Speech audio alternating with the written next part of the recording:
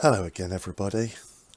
Tonight, I would like to bring you the story of the Pupa Factory, a production line for making pupa.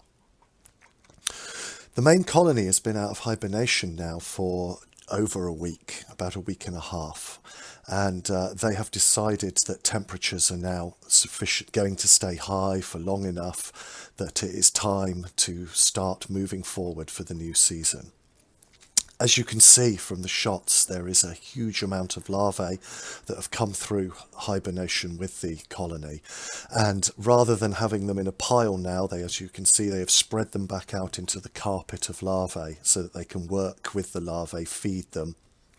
And what happens is that eventually they will select the largest larvae and bring them here to this corner, and proceed then to tirelessly clean them. They clean them all over. I presume that this is to make sure that they haven't got any mold, spores or fungus, bacteria on them, or bits of dirt or something along those lines, which could then develop inside the pupa and cause problems and cause the worker to fail to eclose at the end of the process. So yes, the largest larvae are brought here to be cleaned, and I'm not sure whether it's the workers that trigger the larvae or the larvae that trigger the workers to come here. I'm not sure, but once they are cleaned, the workers will bring them across and patiently wait their turn to process their larvae through the Pupa Factory, which is a area of the nest where they have constructed a contraption of cotton wool and little rocks, but the rocks are sand grains from the outworld, and the cotton wool is individual strands of cotton wool that they've pulled out the bottom of the water tower. What I've done is I no longer water the tower in their nest that I want them to move out of, because I want them to move out, and I'm not sure whether they will be able to get through the tube if it's empty now, because there's no water above it to stop them sort of climbing through the gap. And so what I did was I stuffed the base up with cotton wool, so they're ripping the cotton wool out of the base there.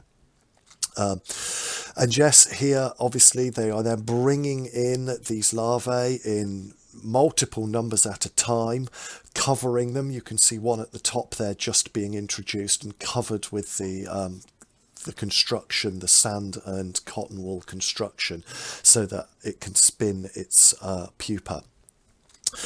And then once the pupa is spun, it is moved out to one side and again cleaned down. They remove all the bits of grit, they remove the cotton wool from the pupa and get it completely clean.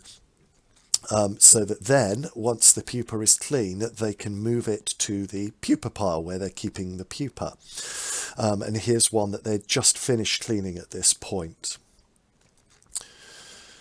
And then, like I said, once it's ready, it's time to be moved from here to the pupa pile, which is in a different area of the nest. And so, as you can, this worker picks up the pupa and heads off to an opposite corner down the bottom, where she will then deposit it with the other pupa. And here, as you will see in a minute, when she arrives at the pupa pile, are all the pupa that they have produced since they started producing pupa, which was only, I think, 2 days ago. So now these will stay as pupa for 3 weeks, and then in 3 weeks' time, these will all close into new worker ants. Thank you for watching, everybody, and goodbye from the Pupa Factory.